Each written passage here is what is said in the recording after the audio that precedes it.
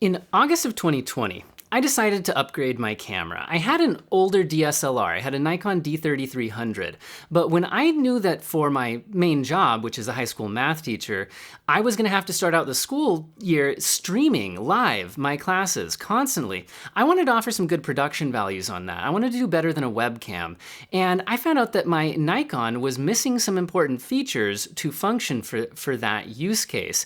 And I also knew in the back of my mind that I was interested in starting a YouTube channel related to tech, which I've actually done now, and it's seen huge growth. I have over 2,000 subscribers in my first month, and I just qualified for like monetizing ads and things like that, and I never thought the channel would grow that fast. And that's not the point of this video.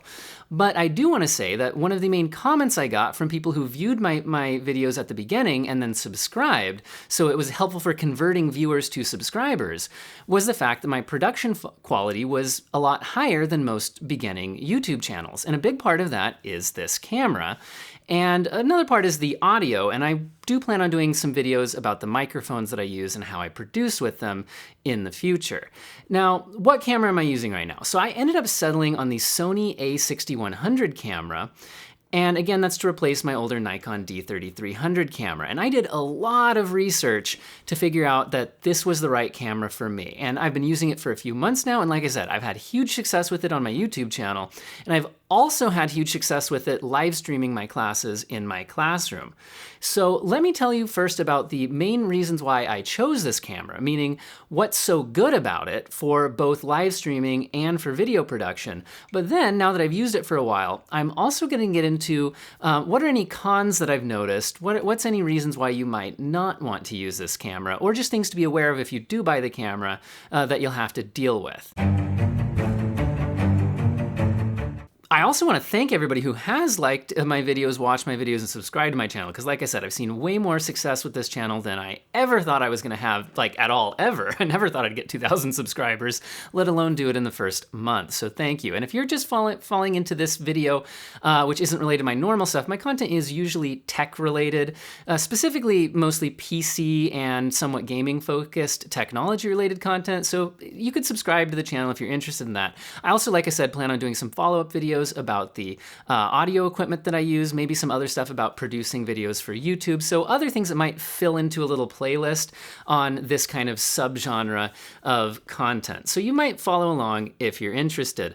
By the way, on the topic of audio, I do want to mention that I'm doing this still as a hobby, and my kids are playing with their grandma upstairs, and I'm shooting this in the basement, so if you do hear running around, banging noises, kids yelling and playing, that's what's going on with that, and I apologize, but like I said, this has to fit into a very small amount of my time to actually be able to do these videos. All right, let's get straight into what is it about this camera that I liked so much that I picked.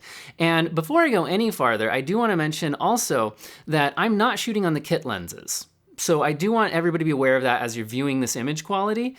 This is done on a separate lens that I bought to attach to the camera. I bought a Sigma f1.4 aperture 16mm lens after doing some research, because this particular lens has a nice wide field of view, has a really nice high quality shot, but it doesn't have any zoom, so keep that in mind if you do want to purchase this lens. Now, I think you'd be fine just going with the kit lenses and maybe upgrading lenses in the first place, and I actually regret that I didn't buy the kit lenses, because it would have added a little bit of cost, and I was on a really tight budget when I did this, but those lenses do have different zoom settings that I just don't have right now, and I regret not getting them because it's going to be way more expensive if I buy extra lenses to make up for that in the future, because you get a better deal on them if you buy them as part of the kit. Anyway, so the image quality you're seeing here is coming from that a6100 camera, but not through one of the kit lenses. So just be aware of that, and I don't have those kit lenses to show that to you. So getting back to why I selected this. So the main reason, I'll explain it why did my Nikon camera not work out?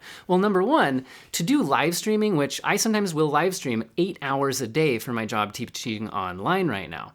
And in that situation, I need a camera that can stay on and live stream without interruption for 8 hours, and the Nikon could not do that, and a lot of other cameras can't either. You want to make sure that you double check whatever camera you're getting, whether it's this a6100 or not, that it does not shut itself off due to either overheating or it's just a built-in protective feature or something like that, and a lot of cameras do, including my old Nikon.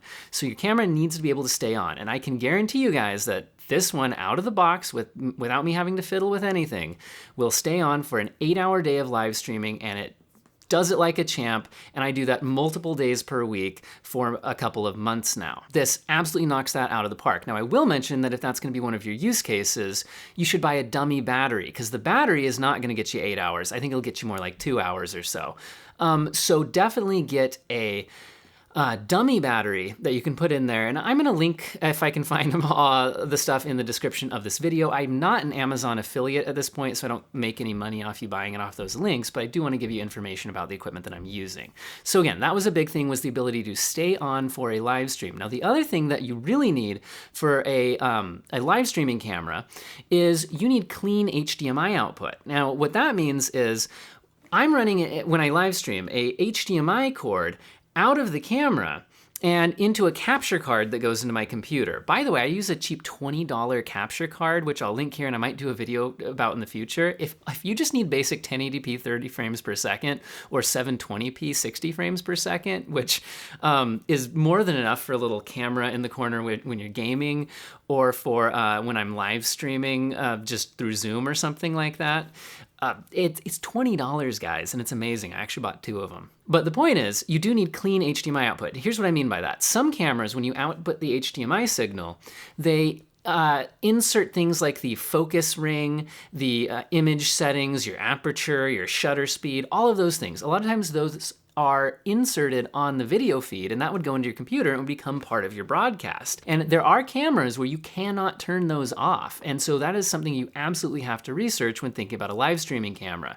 You need clean HDMI output. And I can once again guarantee you that the Sony a6100 camera has it. My Nikon actually did have that feature, but another feature that it didn't have, at least not very good quality for, was autofocus. My Nikon camera could autofocus, but if I moved in like this and moved back out, I'd go in and out of focus, and it would take it a while to adjust, and you'd actually hear the servos like turning. It'd be like, and that would actually pick up in my microphone, and people could hear it happening, and it was very visible, and a lot of times it wasn't very effective. So the autofocus is a big deal if you're gonna be moving in and out of your shot. Let me demonstrate how fast this thing can autofocus.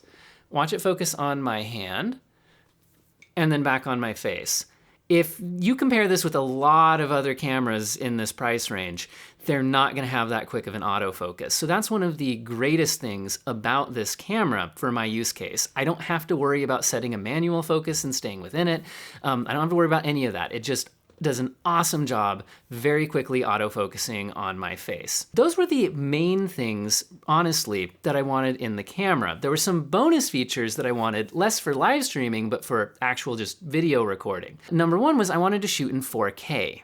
This camera can do 4K 30 frames per second, not 60 frames per second.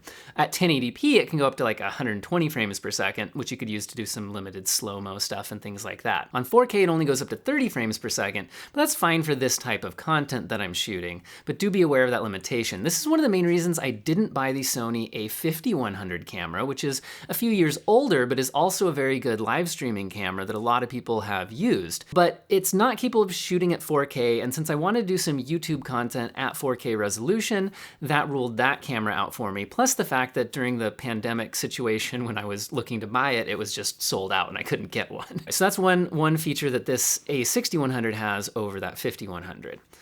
So other features for filming video. Well, I'm doing these videos by myself on a very quick filming schedule, and I need to see myself. My old Nikon camera doesn't have any kind of a flip up screen. So when I'm actually filming like this, I can't see myself. Whereas on this one, it has a flip up screen. Some cameras do it off to the side, things like that. So I can actually monitor if I'm in the shot and if it's focusing on my face. By the way, a little side note, if you start out, I'm gonna look at the flip up screen now, and do you notice that I'm now looking above you and I'm not making eye contact with you? That was a comment that I got on a lot of my early videos. I'm gonna look back at the lens now. So if you do buy this camera, keep that in mind. A lot of times people will want to feel like they have eye contact with you. The other thing about that flip up screen though is the placement is not ideal. it's actually fine unless you're attaching something to your cold shoe mount on the top, which is located on the top of the camera, directly in front of that flip up screen when it's flipped up. So for example, in some of my videos, not this one, but in some of my videos, I use my Rode Video Micro microphone, and I use that quite a bit. And if I want to attach it to the camera, so if you were like vlogging and you're walking around holding the camera and it's focusing in on you, right? And that's attached to the camera, you could be blocking your view of the flip up screen so you can't monitor what things look like while that's happening. Now for like something like 20 bucks, I bought a cold shoe mount adjuster that just moves that to the side of the camera to deal with that issue. But again, that's another 20 bucks. And like I said, you might want to buy a dummy battery. That's another 20 or 30 bucks. You get the idea. There's a lot of little items that you could be adding on here to add to the cost. So that's kind of getting, again, to the cons of the camera. So let me get into some other cons for this camera. So what are some issues you should be aware of? Well, for one thing, as far as I can tell, there's no optical image stabilization.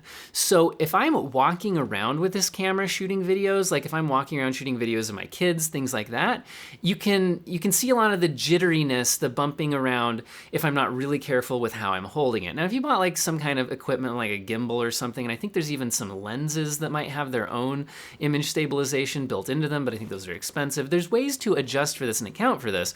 But in my use case, I'm mostly shooting videos where my camera's sitting here on a tripod, so that's not an issue for me. But it could be an issue for you, and it does come up when I'm shooting, like I said, family videos of my kids at their birthday party or whatever. Other negatives. I'm really irritated that a camera that came out in the last few years doesn't have USB Type-C as its USB port. This has one of the USB micro B ports, so not only am I'm pretty sure using a USB 2.0 connection speed when I transfer stuff off of the camera. Now, granted, I could take the SD card out and put it into a card reader, but if I want to read stuff directly off of the camera using its USB cord, it's not USB Type-C. And I think that's really something that cameras should have if they've been designed in the last couple of years. Type-C is the future. I hate having these micro B cords hanging around, and this is just yet another reason why for years to come, I'm probably not gonna be able to just have a nice Type-C cord that does everything. To sum them up, my main issues are the flip-up screen has an issue with the cold shoe mount. You can adjust it with a little adapter. The micro B port is a little bit outdated. I'd love to see Type-C, and it doesn't have the optical like image stabilization for if you're walking around shooting video, which would be nice to have. But other than those, like, I really don't have any negatives with this camera. Like I said, it can live stream for 8 hours a day. It can shoot really nice looking video. Its auto settings are pretty good because, like I said, I am not at all an expert on how to set up a camera for various features. I'm not a photographer, so most of what you see here is just done on auto, and it's not perfect, but it's good enough that people seem happy with my image quality, and some people have even gone out of their way to comment on it, ask what camera I'm using, and that's one of the reasons why I'm actually making this video. I hope you guys have an excellent day.